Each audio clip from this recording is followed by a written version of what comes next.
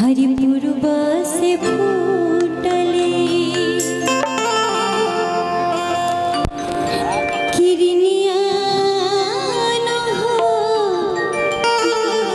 जगा भोर भइल माई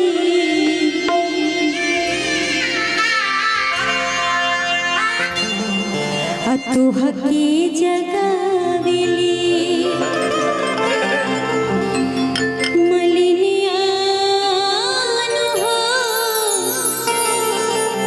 जगा भोर भइल माई झुरु झुरु नीमिया के डोलले पतैया लाला हौलावा के बढ़ली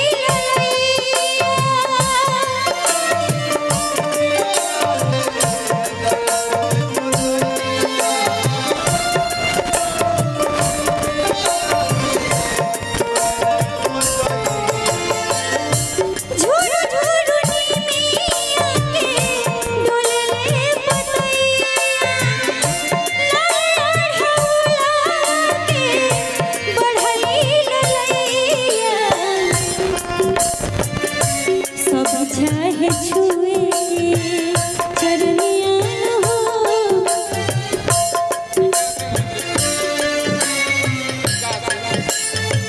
हमारे बड़े भैया विकास सिंह भैया की तरफ से 500 रुपए का पुरस्कार को बहुत बहुत धन्यवाद। ऐसे आशीर्वाद पर प्यार बना रहे।